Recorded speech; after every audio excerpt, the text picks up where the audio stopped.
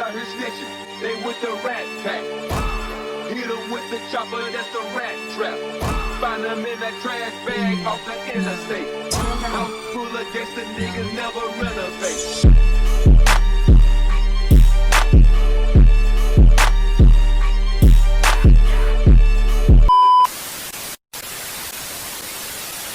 New reaction I'm reacting to. Daughter leads police over to mother dead body. Shit. It's getting intense. We starting a new year with shit like this. But let's get into the video. Let's get it! Hold up.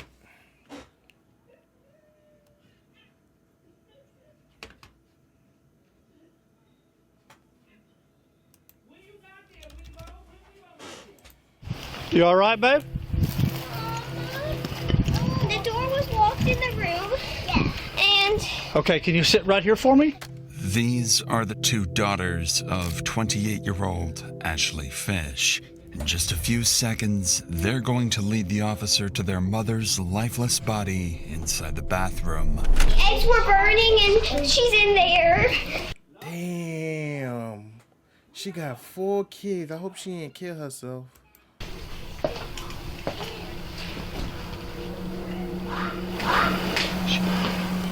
And as the oldest daughter bravely guides her siblings to safety, police are still unsure whether this was self-inflicted or if there's a killer on the loose. But they'd eventually discover that Ashley's killer is closer to home than anybody expected. What the fuck they mean? I hope not the husband.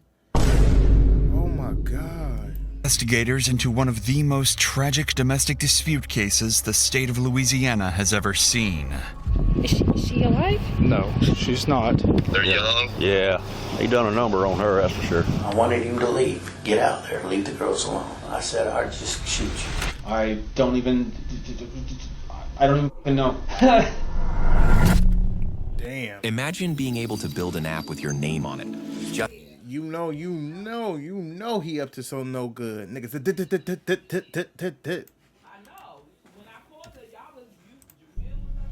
We've created a GoFundMe for these children, starting with a $10,000 donation of our own. If you'd like to help, more details are in the description. On a quiet April evening in the small city of DeRidder, Louisiana, police receive a terrifying 911 call. But what would shock the dispatcher is the eerie calmness of the caller. 911, where's your emergency? Hi, I need to report a crime. Hey, what's the address? 265 Northridge Drive, in DeRidder, Louisiana. Stay on the line while I get DeRidder Police on with us. Thank you. At this moment, the caller hangs up, leaving officers worried he might be in immediate danger. Officer Josh Stanford rushes to the reported address, unaware that he's only moments away from discovering a scene more disturbing than he could ever imagine.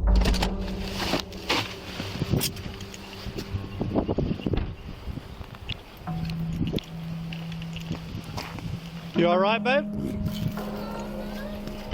The door was locked in the room. Yeah. And... Okay, can you sit right here for me? Yes. Is anybody in there? No. My sisters are inside right there. Okay.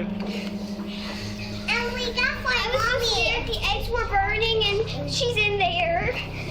Okay, y'all come in here. Come right here. No, I don't want to go. Come here. Stay in here. Stay in here.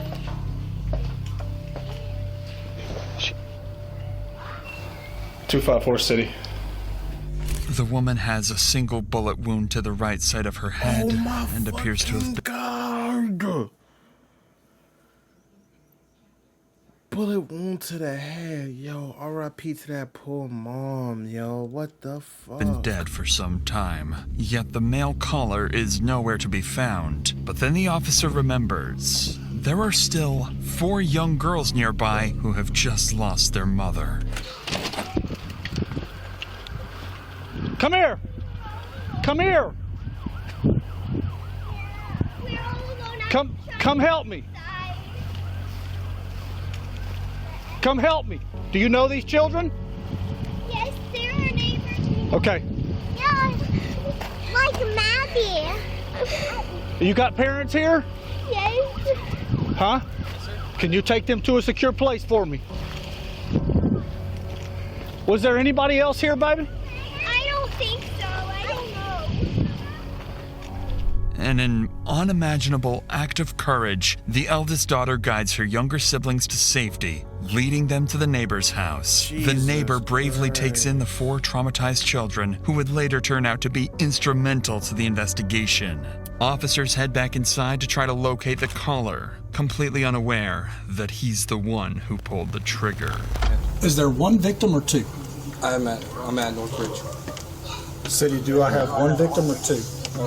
So we need to clear the rest of the house. I'm under the impression there was a male here too. So clear the rest of the house. City police! Hey, city police. Go right. Police department! Quick! See, when Gladys was on the phone with him, I was under the impression there was a male subject that had been shot. Look out in the backyard. What's that? A smell? The eggs were burning. Oh, they cook? Oh, okay. Where's she at? She's in that bathroom in there. Oh, hell. Everything else clear? Everything else is clear. Officers find no one else inside, leaving them still in the dark about who the caller really is. They'd further look into the victim's injuries and quickly realize there was almost no imminent struggle, leaving officers questioning whether the injuries may have been self-inflicted. But before anything else, they still need to identify the victim. Right. This is when the officer would make Where's the guy who called it? Like, what the fuck?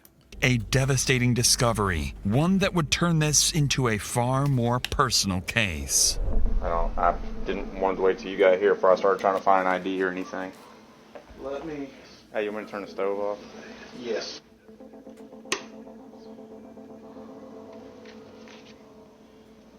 Ashley Fish. Nobody else. You said kids were in the house, or another kid? They're across the street. Ashley Fish.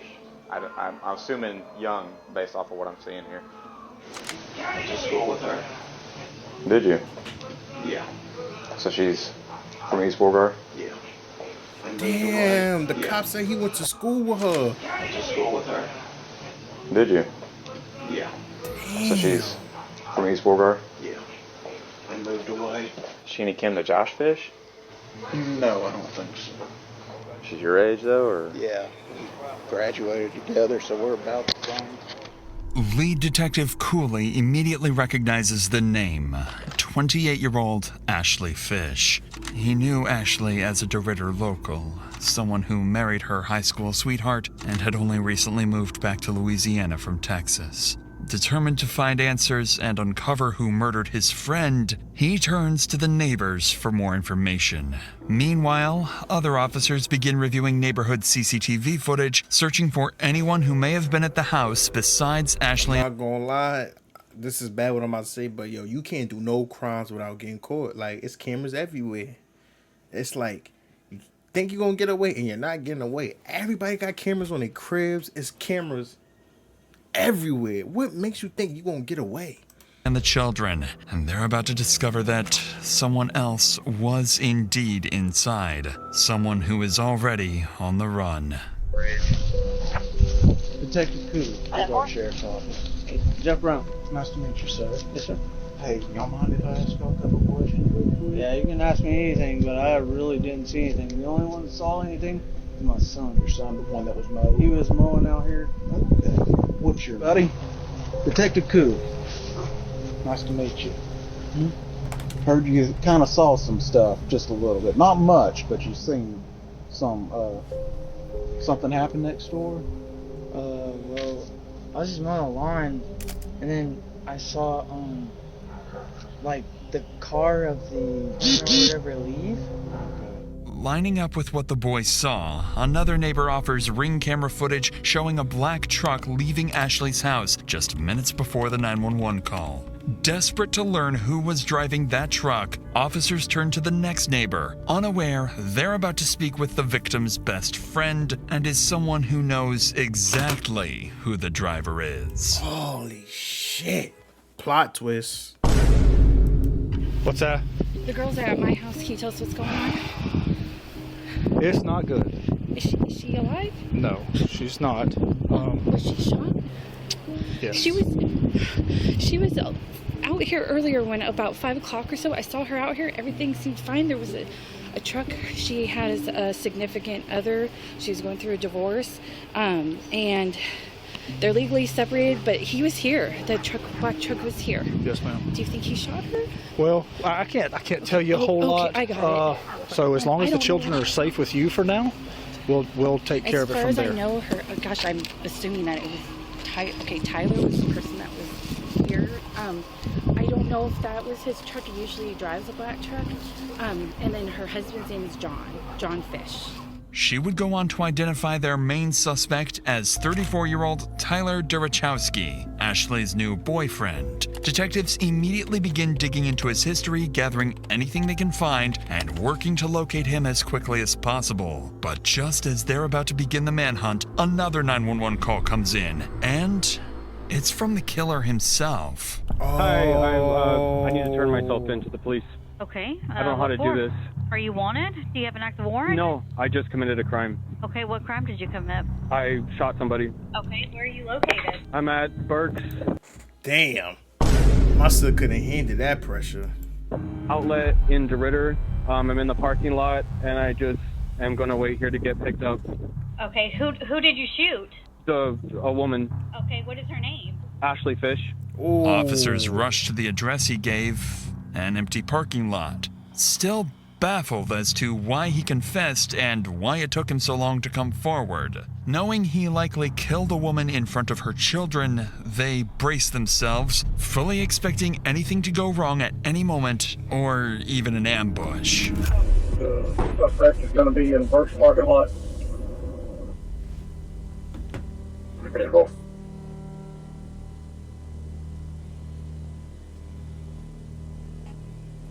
Okay, so the easiest way to do this is sit down on your butt and just turn your legs in, okay? Simple. Understood. Are you out with that subject at first? Can I disconnect? With the main suspect arrested, officers have no idea the My son got a lazy eye. It look like one eye bigger than another, don't it? investigation is moments away from taking another unexpected turn.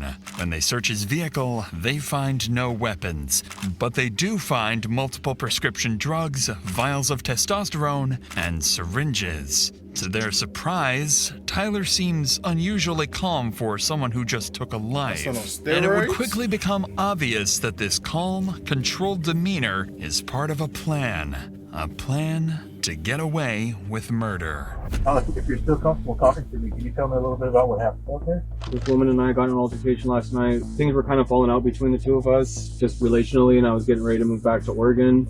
So she pulled out, she had a gun in her drawer. She loaded it and was pointing it at me, and we started fighting, and it went off.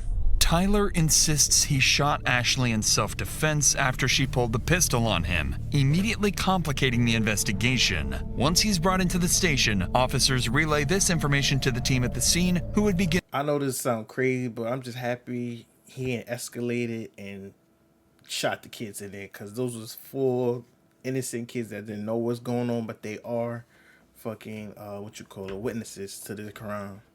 Searching for anything that might support his claim, and unexpectedly, they do find one piece of evidence in Tyler's favor: the murder weapon itself.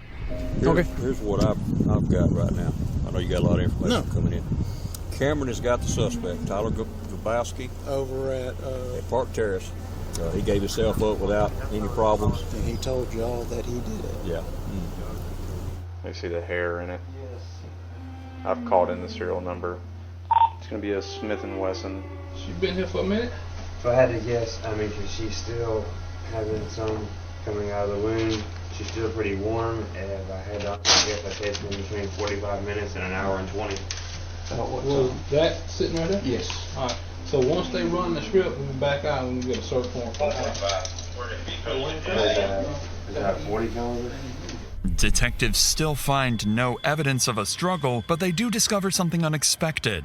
After running the gun's serial number, it comes back not to Tyler, but to Ashley herself, meaning his version of events may not be entirely false. And with that, investigators begin to grasp just how little physical evidence actually ties Tyler to the shooting. They then finish processing the scene, send Ashley's body for autopsy, and her phone for forensic examiners to be unlocked. Shortly afterwards, the grandparents arrive at the scene to pick up the 4 traumatized children into their care. It's at this point that it becomes clear. The oldest daughter witnessed something she will wish she never had.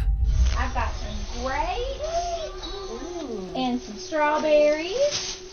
Yummy. Yummy. Are y'all hungry? The one you want to talk to is Riley. Yeah, she supposedly told my wife that she saw something and she didn't want to talk about it. I know. Hey, my babies. Hey. Pop-off. Hey, baby. Here, I'm going to pick you up. Bye, Alexis. This brings a small sense of relief to the officers, knowing the children are finally away from the horrors inside. But now comes the most difficult part. Calling Ashley's ex-husband, John, and informing him that she is dead. Lead Detective Cooley asks John to come to the station for questioning as soon as possible. And while Tyler anxiously waits for his chance to speak, detectives make a deliberate decision to start with John instead. But the longer Tyler waits, the more agitated he becomes. And by the time they will finally sit down with him, he will snap. I've never had someone do that to me. I've never had someone get that mad at me that they load a weapon. 1 hour after Ashley's deceased body was discovered, John arrives at the station. John explains that he and Ashley were together for over a decade. They had their first child young and went on to raise 4 beautiful daughters. For the detective, one question matters most. What does John think of Tyler? Is he capable of hurting Ashley, or was he simply in the wrong place at the wrong time? But before that, something else weighs heavily on John. He still has to explain to his daughters why they will never hear their mother's voice again. I just want to let them know that she's no longer with us. Mom's no longer with us, you know. She's an angel now. Yeah. The 6-year-old and the 4-year-old, they don't really know. They're kind of like, oh, she's an angel. They're going to talk a little bit about it, and they're more concerned about how she's flying and everything, you know. Right. I don't know what she's seen or not, but that's got me real bent out of shape, you know. On that devastating note, the detective would shift the conversation to the final moments leading up to Ashley's death. Tragically, Ashley seemed to sense that Tyler might harm her, and just moments before she died, she would make her final cry for help.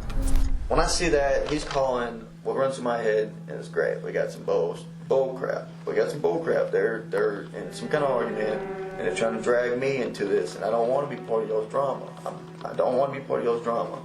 Nothing in the past has ever felt like there was anybody in danger. Talking to my kids, the kids never tell me anything's going bad around the house, so I'm not really feeling too in it. And through all this time, you know, I text back, I'm not trying to get in y'all's drama. That's when she texts, he won't leave, I know. As soon as I got that, when I actually looked and seen that he's not leaving, I called. She's like, hello. And the first thing I go, what's going on? He's mad because he's got to leave. And I said, are my kids okay? Are my kids safe? She said, yes. Because I was a little concerned, but I wasn't like super, I'm just ready for him to leave, like, hung up. And then I texted her, said, talk to my kids, please, at 6:55. I just couldn't get a hold of her, and I was like, this is weird. This is just, you know, it was just odd. This is the moment. At 6:55 p.m., John lost all contact with Ashley, and with it, the hope of ever rebuilding a future with her. Shortly thereafter, Detective Cooley wraps up his interview with John, who has made... Only if he would have just went over there, he probably could have saved her, yo. I feel bad for him. He probably thinking that same shit, too. Thing clear. Ashley was a loving mother, incapable of harming anyone, and she deserves justice. Still not ready to begin Tyler's interrogation, fully aware that physical evidence against him is alarmingly weak, the detective instead brings in Ashley's other relatives to give their statements, hoping to better understand Tyler's character and whether he truly is a cold-blooded murderer. And it doesn't take long for one thing to become clear. Every one of them deeply distrusted Tyler, to the point of even threatening his life, fearing he might one day snap and hurt Ashley. You know, I did threaten him. You know, I wanted him to leave. Get out there, leave the girls alone. You know, I said I'd just shoot you, you know, but I didn't, you know. And I went home, and my wife and my daughter, you know, they talked some sense into, you know, but I mean, thoughts crossed my mind hundreds of times now, you know. If I'd have carried that out, I know it's bad, but they'd had the mama. He's there, and he comes out, and I think he shook my hand, and I'm like, you know, hey Tyler, nice to meet you and whatnot. And he just goes straight in the door and picks up Ashley's guitar and goes and hikes his leg up on the damn trampoline and starts looking at the moon and playing guitar. And I'm like, Ashley, what in the f*** is he doing? Can we just go inside? I don't want to hear this prick playing or something, you know, just something. He stops and he come over there to pull us apart. And I just rear back and punched him in the side of the head. And I had told her, he needs to go. You know, you need to get this done and get it done. Get him on the road. You know, last couple of weeks she told me she hadn't made her decision. He did have to go. And this time it was for good. She said, I will be alone. And then this other guy, and I talked with my wife about it. I said, I don't understand why somebody that supposedly has got their living already set, you know, they ain't even got to work for a living, to start seeing somebody that has 4 kids. He has no kids. I said, the only thing I can think of is maybe he's a damn I said, that sounds suspicious to me, you know? Yes.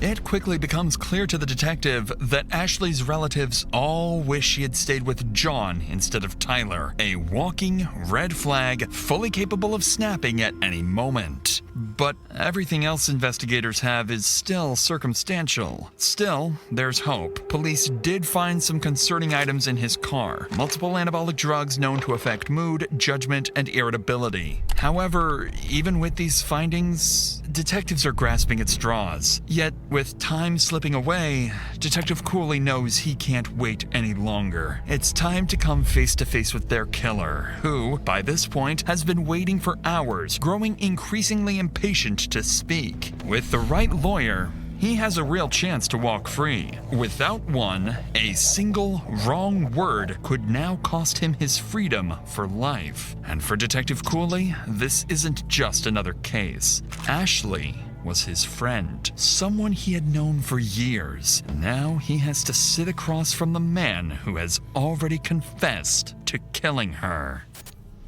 Okay, if I record, it's just help me keep everything in track. So, my biggest thing is I want to know who you are, because that's very important. We need to know who Ashley is. That's very important. It's not just the events of what happened tonight. It's the whole totality of the history with you guys, because that's going to help best explain everything that led up to where we're at. I'm gonna tell you that you remember the saying, "The truth will set you free." The truth will set you free in here. It's up to you. I can't make you. I would love to know. We would all love to know, just for the sake of you. Excuse me. And for the sake of Ashley, obviously. I mean, I feel like giving a statement just because I'm here. I don't know how long we wait for a lawyer to get here or whatever, but I just wanted to talk about what happened, tonight. So I don't know if that's, I think it's important, Okay. because right now we've got, obviously, I think I need to tell what happened. I left about 6 p.m., a little around 6 p.m. I'm not even quite sure when it was when I called the actual police department. I called 911. What I had left it as, there were 4 children in the house and a woman. From the outset, detectives suspect Tyler has a plan, and that turning himself in may have been his first step in trying to appear more innocent. And as the interrogation unfolds, that plan becomes crystal clear. Everything that happened that night was, according to him, Ashley's fault. The woman and I had an altercation with a loaded weapon, and she has a bullet in her head. Never initiated violent contact on her like that. I'm not the one that pulled the gun. I don't have the gun. I don't want the gun. I don't want to end disputes with a gun. No intention to shoot Ashley. No.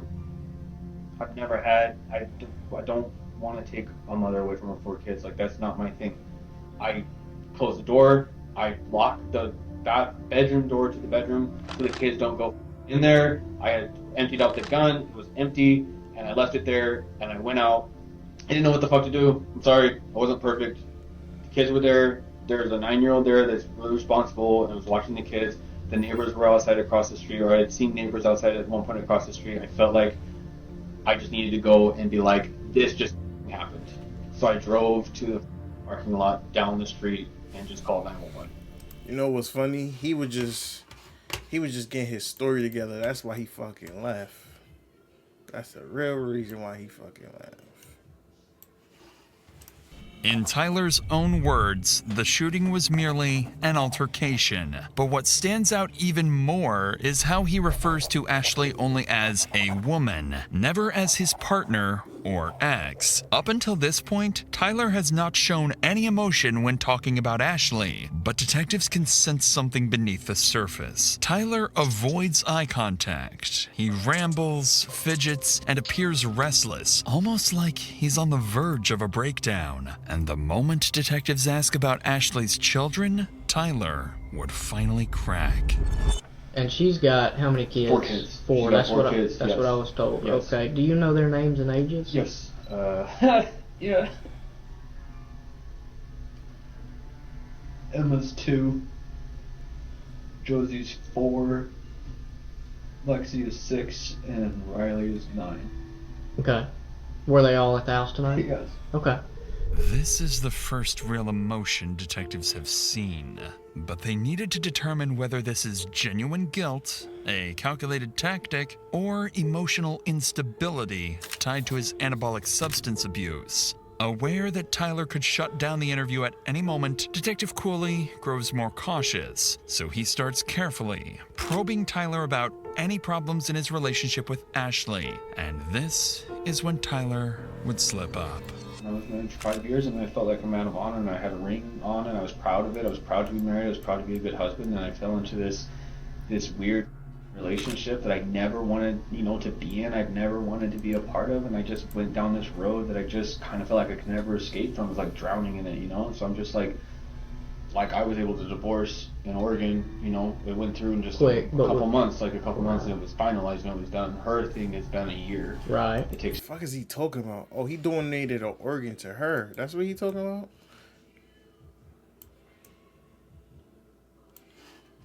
A year for them to do the separation process and everything, and so we've just been kind of in that whirlwind of back and forth with everything and stuff. And I've thought about leaving multiple times. I've wanted to leave multiple times just because it's kind of too much to just take, being like, am I taking this woman away from? Am I taking this man away from 4 kids, like his 4 kids, whatever? I just have felt I felt a lot of guilt in my life in this relationship.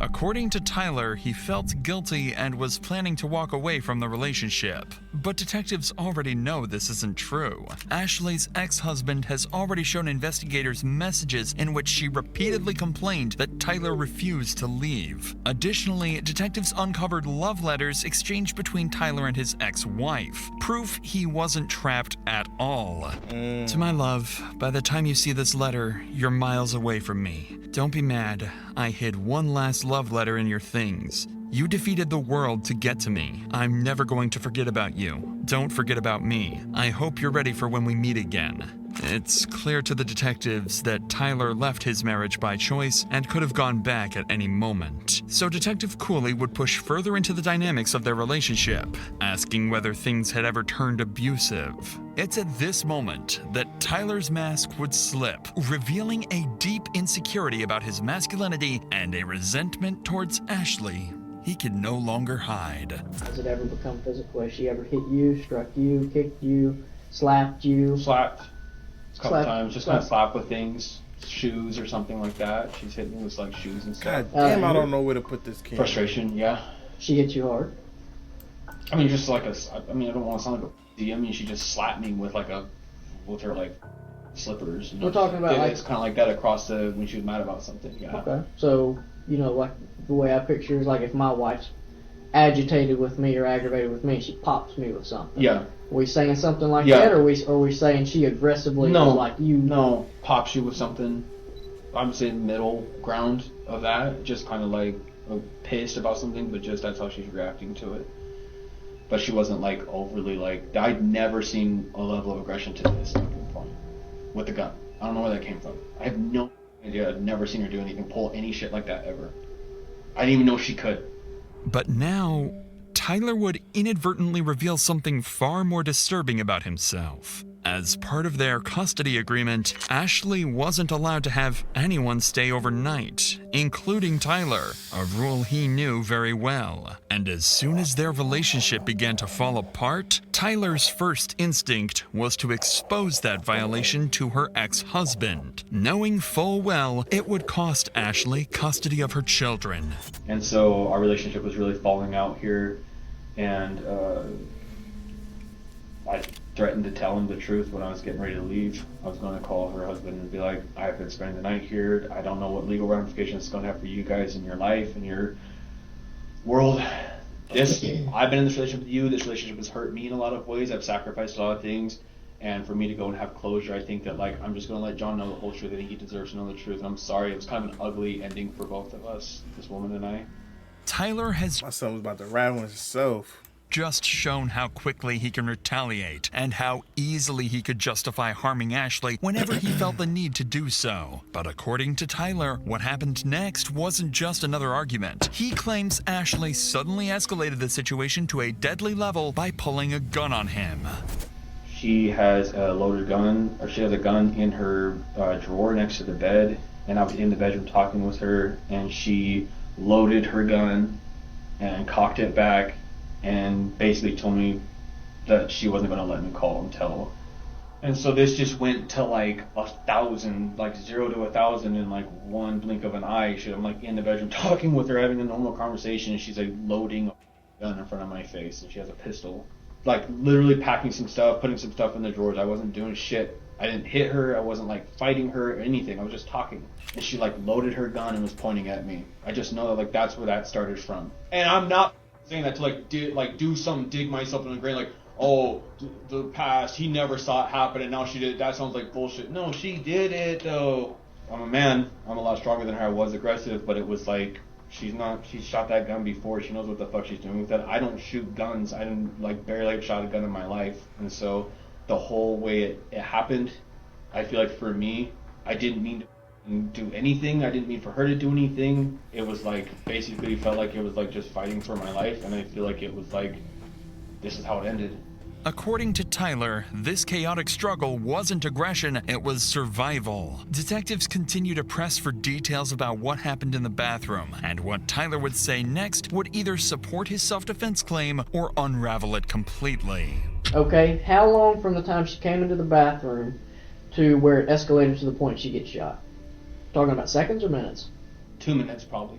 Talk to me just about struggling. Those 2 minutes. Talk just to me fighting, trying to. It's a combination of talking, moving the gun around each other. Just like I'm trying to grab her, I'm trying to hold on to her. It's just like it was just felt like it was like fight for survival. I don't know what was going on. I felt like she was going to kill me.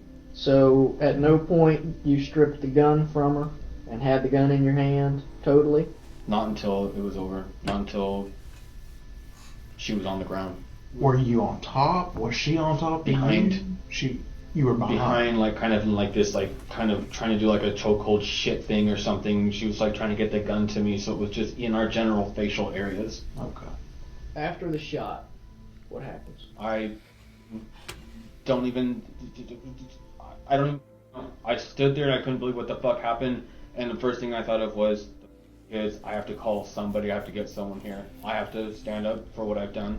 Tyler is becoming increasingly more agitated, forcing detectives to call a short break, concerned that pushing any further would cause him to shut down completely. But the moment they step outside the interrogation room, everything changes. New evidence comes in, and it directly contradicts Tyler's story.